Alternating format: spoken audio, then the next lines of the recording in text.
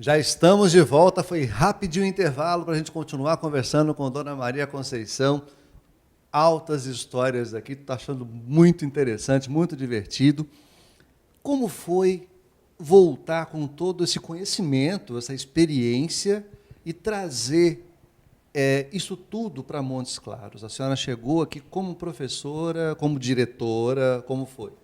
Eu vim transferida para o Gonçalves Chaves como professora. Uhum. E, na época, havia quem indicava os diretores, isso durou muito tempo, e é positivo e negativo, como tudo na vida é dual. Uhum, Né? é verdade. Então, a diretora era indicada normalmente por um deputado. Sim. E um deputado, que eu não vou dizer o nome, indicou. E a situação lá do Gonçalves Chaves ficou complexa, difícil. Aí nós juntamos, eu liderei uma turma com uma outra colega. A Revolução. Fomos de trem para Belo Horizonte conversar com o secretário de Educação. Fomos 16. Não tinha vaga no trem, nós fomos no carro, restaurante. Foi todo mundo junto. Todo mundo. Chegamos lá, o secretário, na época, era Aureliano Chaves, que depois foi até vice-presidente, né? E vice-presidente. No regime militar. Uhum. Aí a minha colega Aparecida Martins joelhou nos pés dele. Pediu, suplicou para mudar a direção, falou dos problemas, e eu também, né? Uhum. Nós dois falamos muito.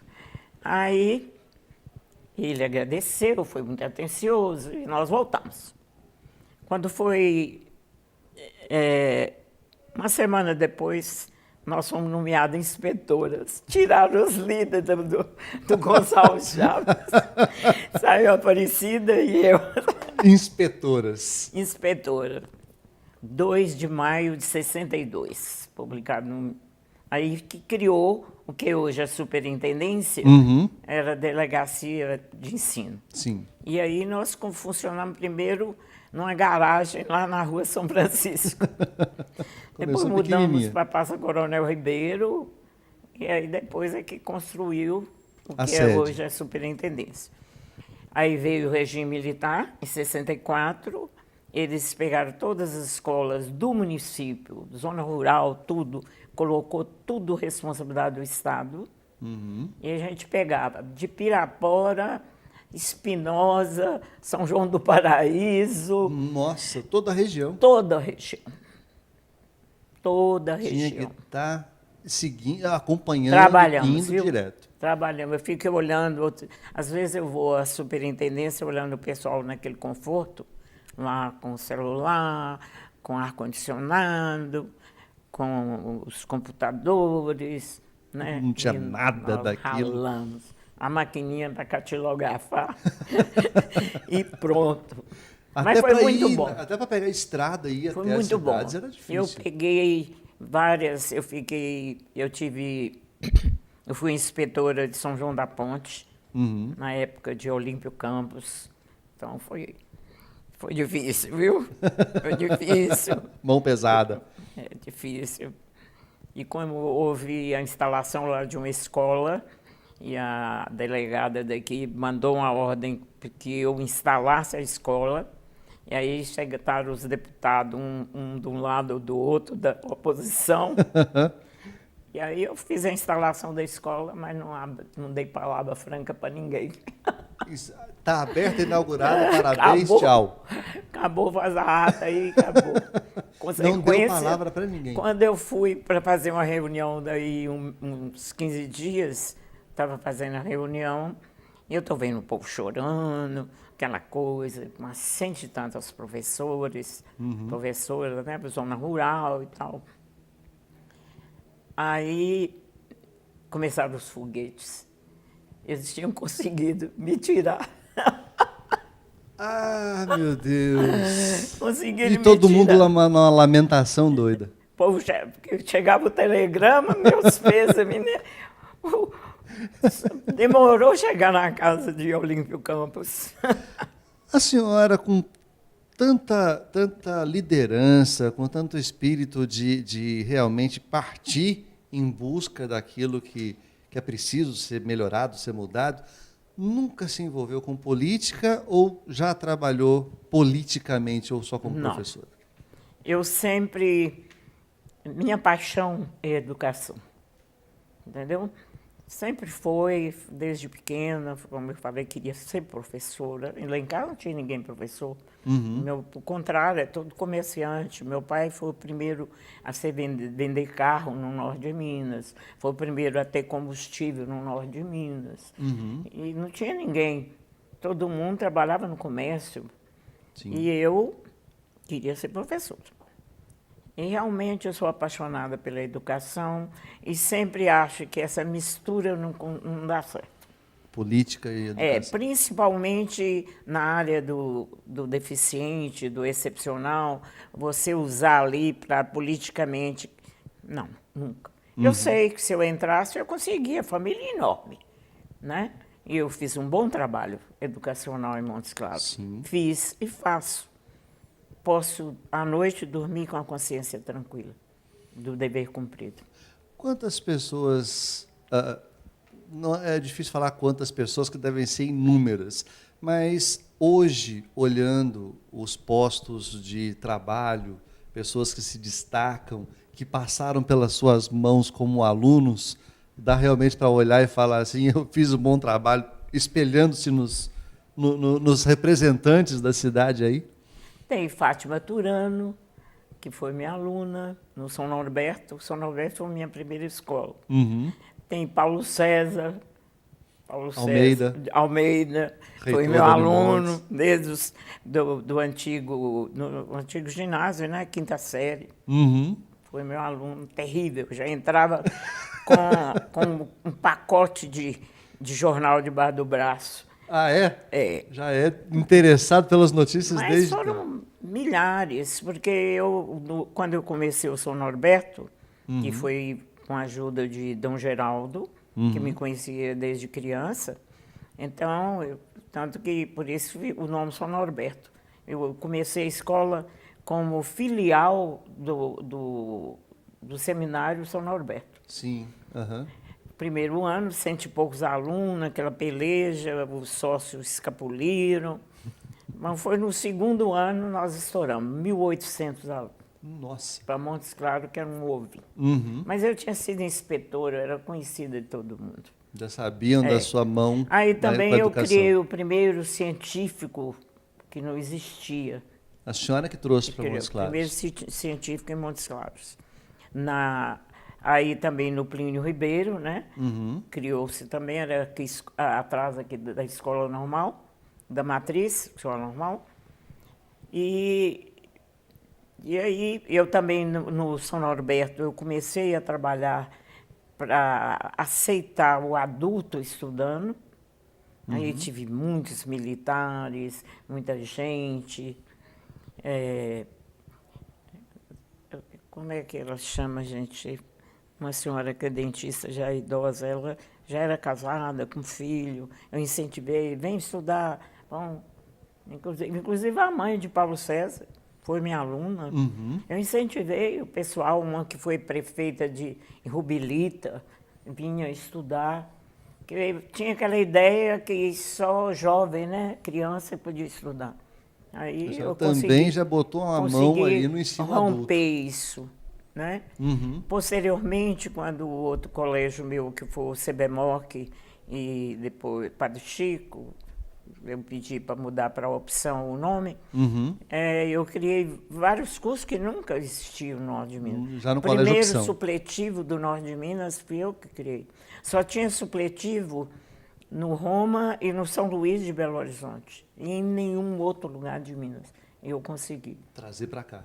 Paguei $5.000. Só ainda bem que o dólar não estava a 4 e tanto, igual está hoje. Igual está hoje. Senão estaria pesado. Igual está hoje. Não. A senhora lembra, inclusive, o valor. $5.000. $5.000, porque eu paguei o sindicato para ajudar a resolver, né? Burocracia danada. Também eu criei, posteriormente, um curso que só houve o meu aqui em Minas Gerais, 920 horas de especialização pós o magistério para a educação especial. Porque eu que comecei a educação especial aqui em Montes Claros e eu queria que ampliasse nas outras cidades, como hoje já tem 41 PAIs no norte de Minas, mas acontece que eu tinha que preparar o povo. Tinha que ter pessoas habilitadas. Habilitadas. E eu consegui. Para conseguir, eu fui copiar, né? Porque nada se cria, se copia. Lá em Curitiba, Minas Gerais, não tinha. Não tinha. E foi aprovado pelo Conselho. Como é que, com tanta coisa, a senhora cuidava de si própria? Passeava, distraía, gostava de fazer o quê? Como é que é? Formou família? Como é que virou a família. Coração? Tive 4 filhos. Meu filho homem morreu criança com problema cardíaco. E as 3 meninas, era assim, 15 dias que tinha acabado de fazer a cesárea, eu já estava na sala de aula trabalhando. 15 dias? Menino na diretoria, num carrinho, porque foi muito bom o período que eu vivi no convento. Então, me ensinou todo tipo de serviço e valorizar e cuidar e organizar. Até hoje eu tenho minha vida muito organizada, horário, tudo para dar conta de tudo. Que eu ainda dirijo 2 escolas, uma no extremo, outra no outro. Inclusive arrumar tempo para poder estar aqui hoje, batendo esse papo com a gente. Então não é fácil, mas eu organizava. Todo feriado, toda férias, todo período de férias, se tinha dinheiro sobrando, uma viagem em Curitiba, na praia, se o dinheiro era pouco, ia para o Nordeste, e assim ia. Sempre viajamos muito. Eu tive a oportunidade de ir à Europa 3 vezes. A primeira vez eu fui exatamente um prêmio, um congresso em Tel Aviv, em Israel. Foi uma viagem muito interessante, muito boa mesmo. Sempre buscando culturas novas. Sempre eu fui para saber como é que eles faziam lá em Israel para cuidar do deficiente. E como é que conseguia dinheiro. Aí voltei decepcionada. Todo mundo com a cuiazinha na mão. Pedindo.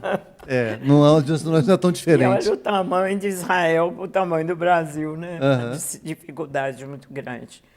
Nos Estados Unidos eu tenho uma sobrinha que mora lá, então fui 3 vezes, não como turista, sempre fui em busca de ver como é que a educação, encontro, reunião, sempre entendeu? Acrescentando conhecimento. Eu tenho 9 netos, 8 bisnetos. 8 bisnetos?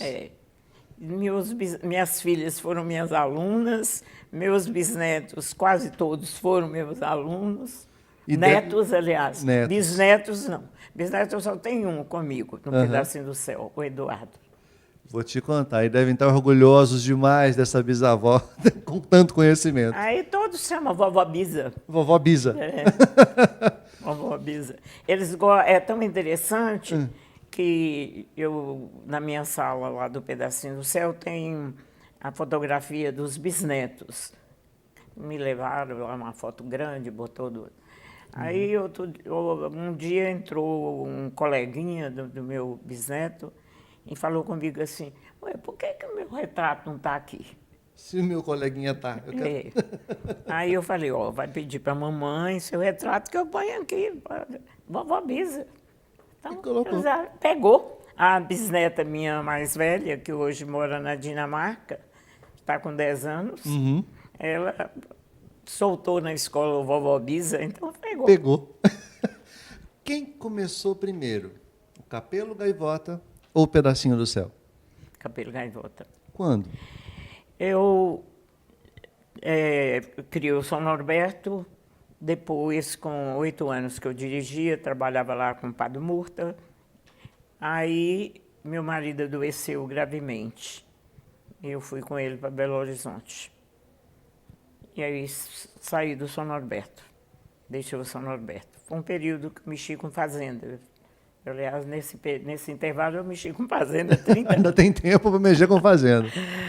Aí eu estava aqui e fui convidada por doutora Armanelli, que era um nome conhecidíssimo em BH, né? Psiquiatra formada em Harvard, e que tinha uma escola só para classe A e só para superdotados. A criança, para entrar, ele tinha que fazer teste de QI com ele. Sim. Aí entrava.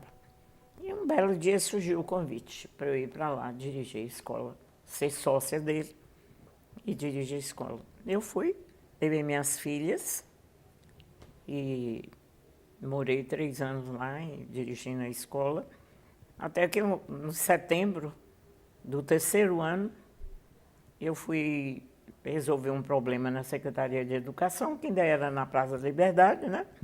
Fui lá e tinha a secretária, coincidentemente, era de Salinas, então eu estava conversando lá com ela e tal, tinha um mapinha na parede, mapa de Minas, cheio de alfinete azul. Mas acima, aquela parte da cabeça do mapa, acima do bico, não tinha nenhum. Nossa, nem a Jequitinhonha, essa região, nada. Não tinha legenda. Eu falei, o que é? Atendimento excepcional. E o excepcional, na época, a LDB anterior, era chamado de excepcional. Superdotado, infradotado, era a linguagem. Aí, quando eu vi aquilo, eu assustei. Eu tinha feito algumas especializações. Falei, vou voltar e vou começar esse trabalho. Não é possível que vai ficar sem nada. Vou deixar você no suspense. Vamos para o intervalo. Vamos voltar daqui a pouco, depois do intervalo, a 1978, para a gente saber um pouco mais dessa história. Segura aí.